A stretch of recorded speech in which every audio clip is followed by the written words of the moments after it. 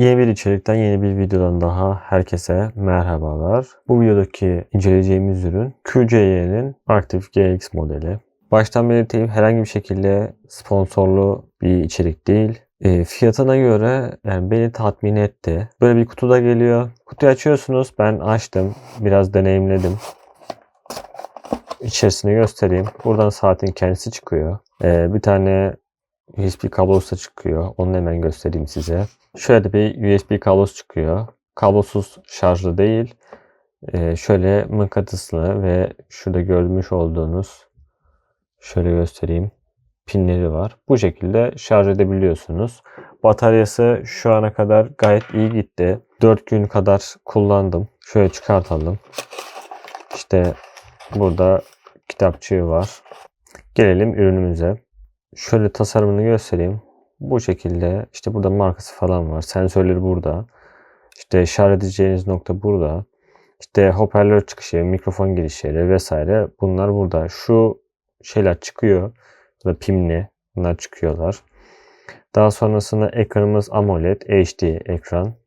Dediğim gibi internete modelini yazarsanız daha teknik özelliklerinde bulabilirsiniz. Şöyle yapıyorum. Mesela ekranı görmek istiyorsunuz. Saat bileğinizde. Hani şöyle yaptığınızda ekran geliyor. Bu biraz daha böyle çevirmeniz gerekiyor saati. İşte bataryası. Bunu kadranlarımızı yani değiştirebiliyorsunuz, temalar vesaire. Ama onun dışında ekrana tıkladığınızda mesela herhangi bir şekilde açılmıyor. Ya bu tuşa basıp açmanız gerekecek ya da bu tuşa basıp açıyorsunuz. İşte diğer saatler gibi şöyle yapayım kapansın şeklinde bir özelliği yok. Buna bastığınızda bir defa bunun sesini de size dinleteceğim. İşte burada. Yani çok hassas mı derseniz değil. Böyle tek tek aşağıya inmiyor. Ama yani fiyatına göre bence tatmin edici. İşte müzik çalar, kamera gibi bir şeyleri kontrol edebiliyorsunuz. Mesaj geldiği zaman mesajları okuyabiliyorsunuz. Telefonu bunu denedim, çalışıyor. İşte ayarlara giriyorsunuz. Ekran parlaklığı, bu arada ondan da bahsedeyim. Ekran parlaklığı herhangi bir şekilde bir sensör olmadığı için parlaklığı tamamen siz kendiniz ayarlıyorsunuz. İşte parlaklığa girip buradan ayarlamasını yapıyorsunuz. Böyle kısıp. Yani çok hassasiyet beklemeyin açıkçası. İşte titreşimi çok iyi değil ama işini görüyor. Dillere gelecek olursanız işte Türkçe var. Bakın burada bir işe yaramıyor. İşte Türkçe vesaire diğer diller var. Hızlıca onları da göstermek istiyorum. Sistem menüsü işte buralarda işe yarıyor. Şöyle çıktık geri geldik. İşte el feneri vesaire vesaire. Şöyle bir özellik var. Bunun üzerine arama yapabiliyorsunuz.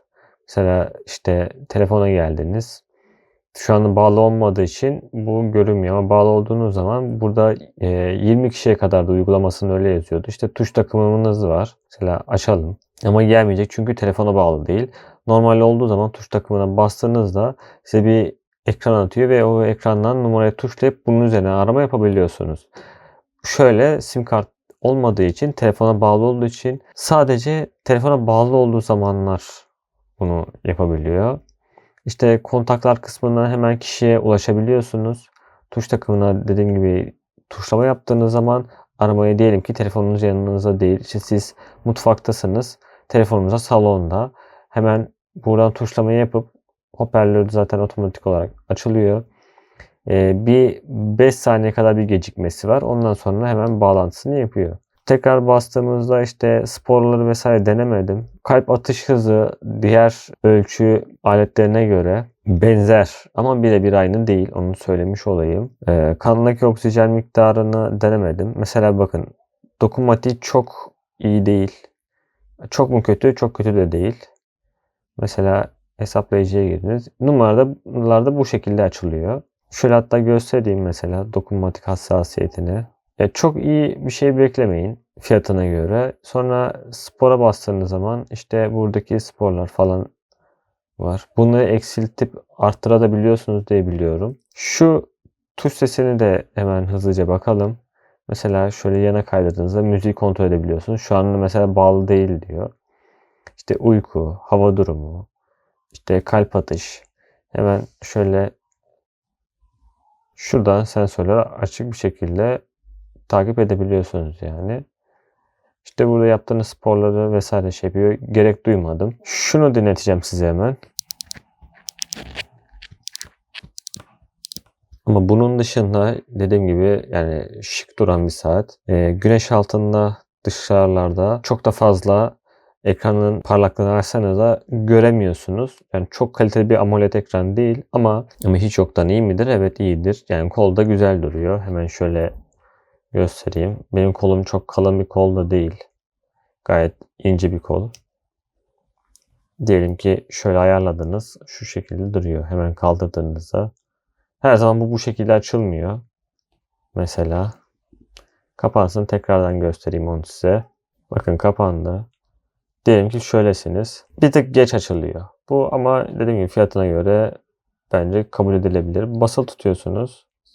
Bir titriyor zızt diye. Ayarlayabiliyorsunuz. Bunun uygulaması var. Güzel. Böyle alttan çekince mesajlar geliyor.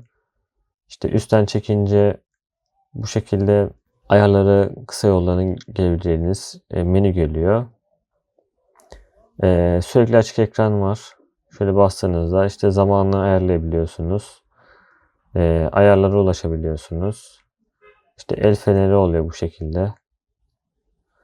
İşte telefonu bul, güç tasarrufu vesaire vesaire. Bu şekilde menüsüne de ulaşabiliyorsunuz.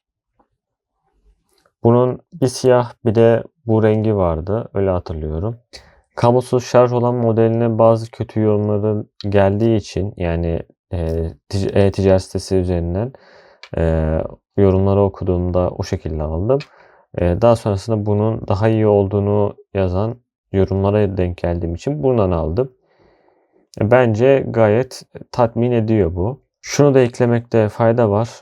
Mesajları görebiliyorsunuz ama emojileri, işte stickerları bunları göremiyorsunuz. Sadece mesajları görebiliyorsunuz nereden geldiğini. Emojileri boş gösteriyor burada.